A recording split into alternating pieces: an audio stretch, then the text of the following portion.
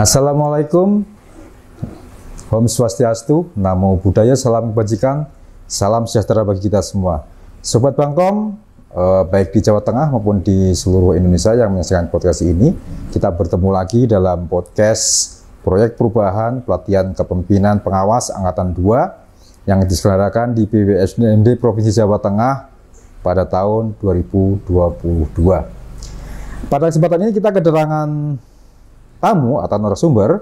Beliau adalah Ibu Putri Harjani SEMM, Kepala Subbagian Umum Dinas Pendidikan Kabupaten Grobogan.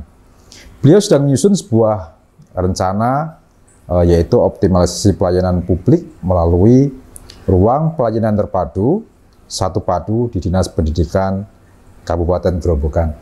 Untuk yang pertama mungkin Bu Putri Harjani bisa memperkenalkan diri. Selamat siang Ibu. Selamat siang Pak. Nah, semoga Ibu selalu dalam keadaan sehat. Amin. Ya. Amin. Silakan memperkenalkan diri Ibu. Jadi nama, pekerjaan dan sebagainya. Oke. Perkenalkan, nama saya Putri Harjani. Kebetulan saat ini menjabat sebagai Kepala Subbagian Umum di Dinas Pendidikan Kabupaten Grobogan. Ya. Alamat di Purwodadi, karena Kabupaten Grobogan ini ibu kotanya di Purwodadi, nggih. Jadi saya alamatnya di Purwodadi, kebetulan di Kelurahan Danyang. Tuh, suami 1, anak 5, Bapak. Iya, kebetulan itu Pak. Alhamdulillah anak 5. Putranya 5 Bu. Iya. Ya, produktif sekali ya Bu ya. Oh iya, kalau nggak produktif ya sregep macam-macam Pak komentarnya. Ya luar biasa ini Bu, jadi memang jarang sekali sekarang ASN itu putranya lebih dari 3 itu jarang. Kalau 3, 2, 1, tapi kalau 5 itu luar biasa Bu. Alhamdulillah rezeki Bapak. Ibu berdinas di Kabupaten Grobogan Bu ya. Jadi karena pemirsanya ini dari seluruh Indonesia bahkan dari seluruh dunia, Grobogan itu ada di sebelahnya Semarang Bu ya. Ya. Ibu bisa cerita sedikit nggak Bu? Jadi Grobogan itu ada apa saja gitu loh?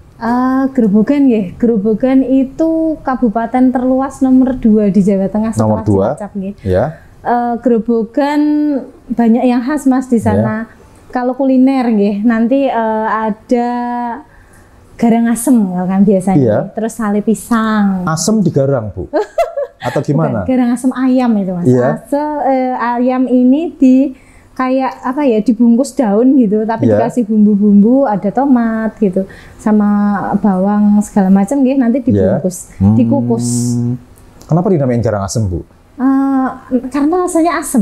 Iya. Tapi bukan digarang Bu ya? Mboten, dikukus. Iya. Kemudian objek wisata yang terkenal di Kabupaten Grobogan apa Bu? Kalau saat ini apa ya, ada Bledug Kuwu mungkin ya, itu ada api abadi Merapen. Kemudian di sana ini sedang ada ini nggih nanti apa yang di Banjarjo itu festival jerami itu festival jerami. Bu, konon kabarnya api abadi Merapen itu kemarin sempat mati sebentar Bu ya. Tapi sekarang udah hidup lagi ya? Kurang tahu sih kalau sekarang nggih, cuman itu masih dijadikan ini nggih, objek gitu, ada kayak cagar, mungkin cagar budaya atau apa nggih? Iya. Nggih, itu di bawah kewenangan provinsi kalau saya nggak salah. Iya. Bu Putri, kembali ke laptop. Jadi Ibu di sini menyusun sebuah rencana aksi perubahan, judulnya optimalisasi pelayanan publik melalui pemusatan ruang pelayanan terpadu. Ya. Ibu bisa cerita sedikit ini program ini tentang apa? Kenapa Ibu membuat program ini? Jadi gini, kami itu salah satu sampel ombudsman ya dalam penilaian kepatuhan atas pelayanan publik. Gitu. Di tahun-tahun sebelumnya nilai kami itu selalu jeblok karena yaitu kriteria-kriteria penilaian yang jadi variabel itu masih belum memenuhi syarat, belum memadai. Jadi terutama ini ruang layanan ini harus dipusatkan gitu. Nah, ini kami sudah sediakan ruangan nih, tapi belum efektif digunakan karena bermacam-macam. sarana prasarananya belum memadai, kemudian ada juga ini memang petugasnya belum disusun secara secara rinci dan nanti dibuatkan standar gitu, belum. Ya itu. Nah, makanya kami dengan dukungan pimpinan berniat untuk mengangkat ini karena memang betul-betul urgent dibutuhkan sekarang gitu untuk mendukung Pemda meningkatkan opini Ombudsman. Ibu, pelayanan terpadu yang dilayani atau diselenggarakan oleh Dinas Pendidikan Kabupaten Grobogan ini apa saja? Kemudian siapa saja yang dilayani? Dan kemungkinan mungkin Ibu bisa memberikan keterangan berapa banyak perharinya atau lapisan umur yang memanfaatkan. Kalau di Dinas Pendidikan itu layanan yang saat ini adakan itu ada beberapa layanan yang sudah tidak update. Makanya ini kami nanti juga salah satu tahapan yang di milestone itu akan membuat revisi penyesuaian atas layanan lama yang sudah nggak update lagi sekarang gitu, dan akan menambahkan layanan-layanan baru, Pak. Layanan baru ini yang memang dibutuhkan saat ini dan sesuai regulasi. Kemudian layanan ini salah satunya mungkin untuk legalisir. Yang lama apa, yang baru apa, Bu? Iya, yang lama itu legalisir ijazah. Legalisir ijazah. Tadi. Terus kemudian pengganti, penerbitan surat keterangan pengganti ijazah. Ini kalau ijazahnya hilang ini gitu.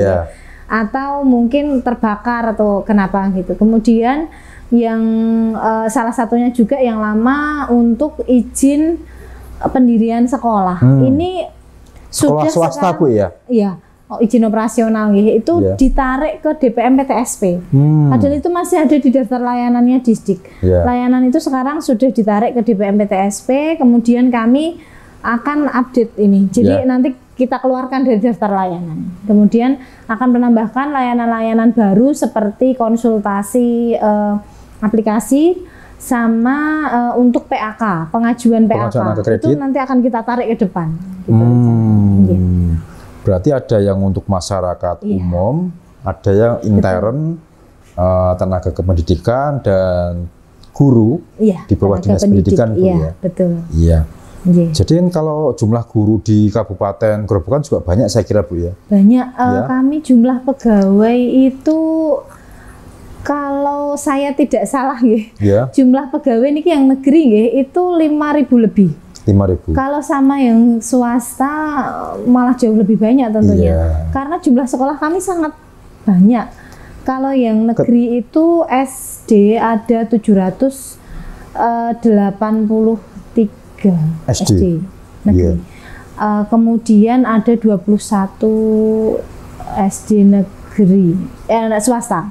Kalau yang SMP ada 74 SMP negeri dan 64 SMP swasta. Jadi totalnya 138 SMP. Belum lagi nanti ditambah ada swasta. Guru P3K juga, Bu, ya. Betul, itu banyak sekali. P3K. Kemudian kira-kira dalam sehari itu bisa melayani berapa orang, Bu? Kira-kira bisa diperkirakan karena tergantung kebutuhan. Misalkan musim angka kredit, musim penyusunan SKP gitu. Kemudian mau ada pendaftaran PPG, mau ada calonan itu ramai sekali kami layanan. Calonan itu buat nyari ijazah, Bu, ya. Namanya legalisir ijazah, ya. Calonan kepala desa maksudnya. Dan ini juga perangkat desa. Itu. Kemudian untuk calonan DPR itu sama DPR. Calonan presiden tidak perlu ke situ, Bu, ya.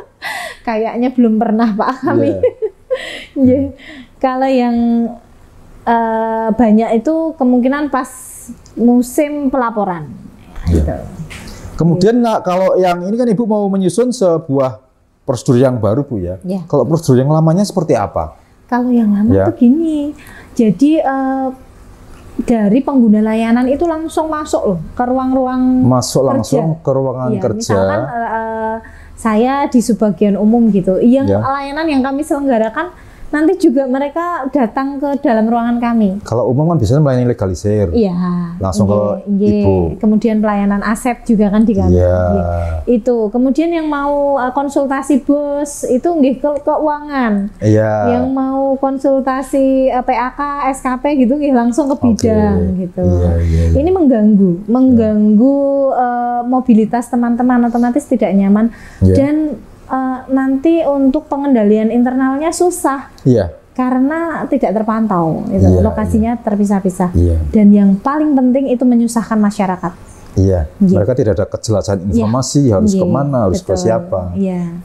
Kayak di pingpong gitu. Iya. Kemudian rencana ibu itu nanti bagaimana Bu? Ruangan mana yang akan dipakai atau mungkin ibu sudah ada gambaran mengenai interior ruangannya atau nama ruangannya atau apa itu Bu? Sebetulnya kalau untuk ruangan kami itu sudah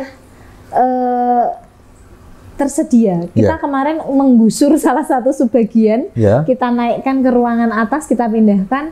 Kemudian ruangan itu karena posisinya di depan kita gunakan sebagai ruang layanan. Namun demikian belum efektif digunakan. Makanya kami mengambil judul optimalisasi. Karena akan tujuan kami ini loh ruangan yang sudah tersedia ini akan kami gunakan.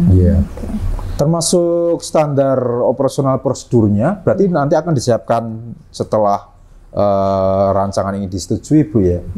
Kalau atau bagaimana ya? SOP itu ada 2 macam kami untuk tahapannya. Yang SOP lama sudah perlu penyesuaian Pak, nanti SOP dan SP standar pelayanannya itu akan kami sesuaikan dengan kebutuhan saat ini. Kemudian untuk yang layanan-layanan baru yang tadi kami rencanakan, nanti akan kami buatkan SOP dan SP yang baru. Kemudian ini kan juga butuh personel Bu. Jadi kira-kira kalau di saat sekarang ini CS ya, customer service ya, itu kira-kira bagaimana mempersiapkannya? Rencananya akan kami ambilkan dari masing-masing unit pemberi layanan. Jadi ada piket gitu. Karena untuk personel yang untuk di front office khusus di situ menguasai semua layanan tuh nggak, kalau di dinas pendidikan saat ini tidak mungkin tersedia. Karena itu unik, layanannya itu unik di masing-masing bidang gitu.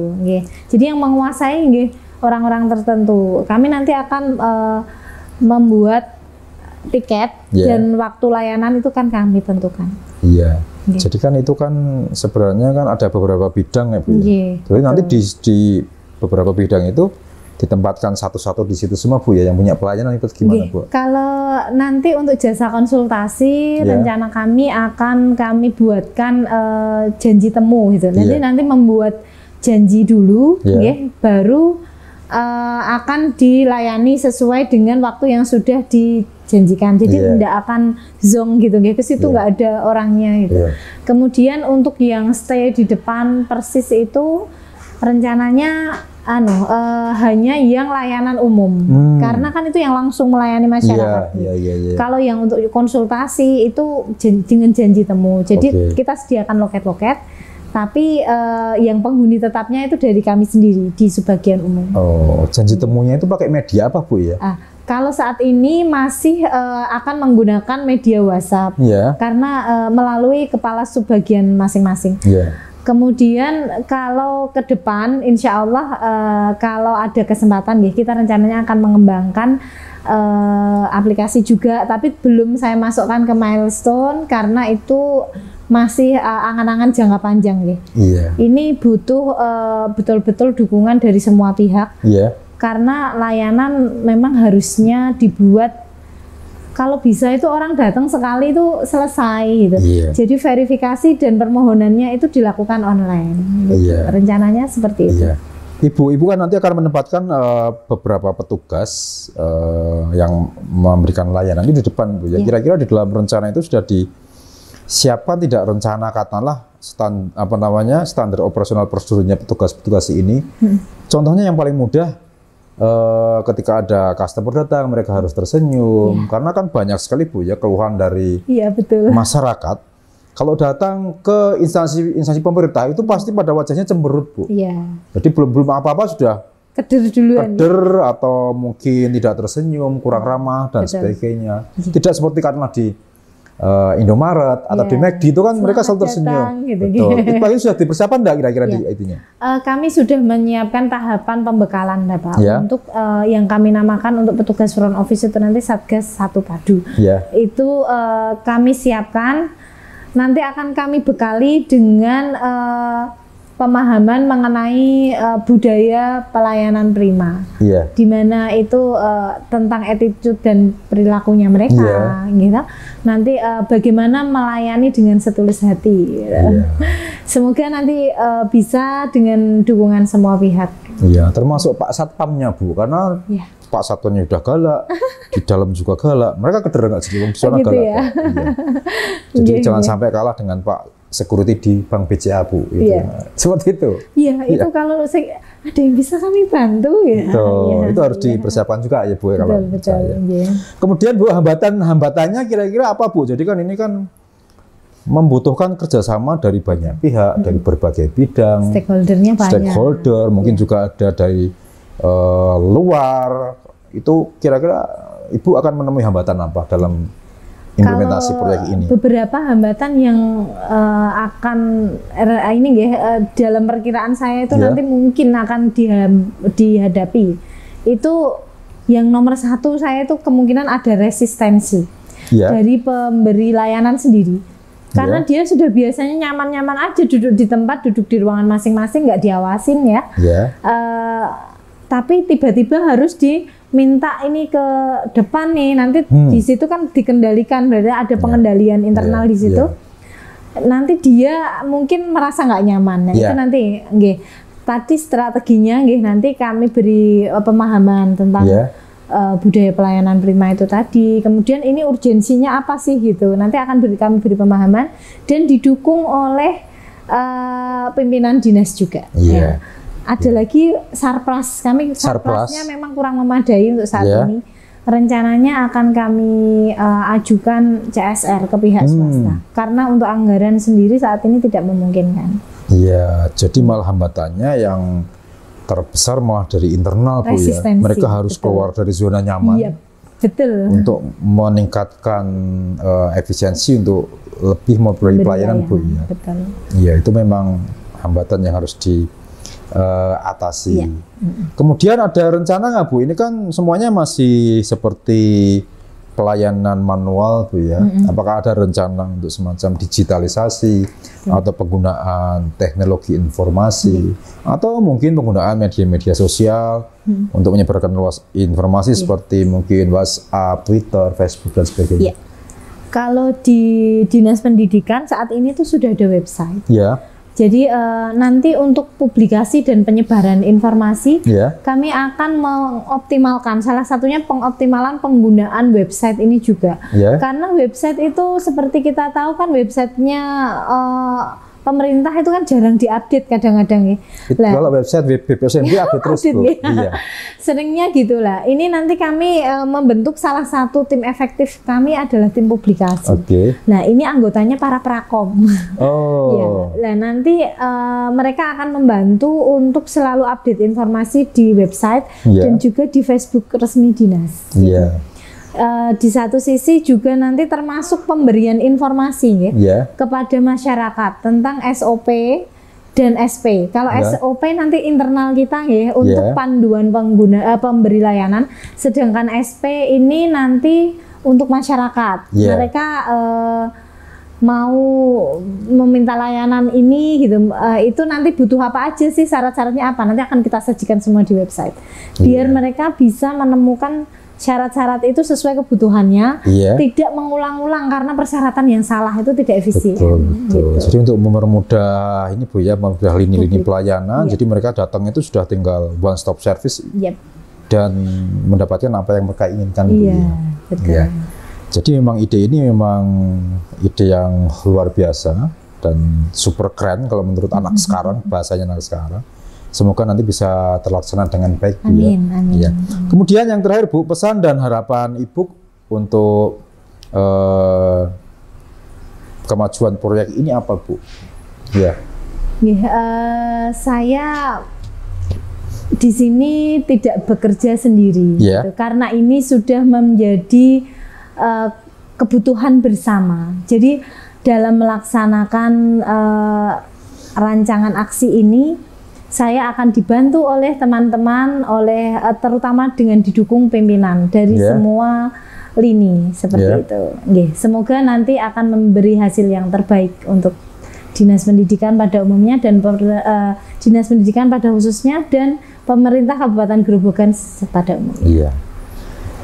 Oke, Sobat Bagom, demikian tadi bincang-bincang kita selama kurang lebih 20 menit dengan Bu Putri Harjani dari Dinas Pendidikan Kabupaten Grobogan.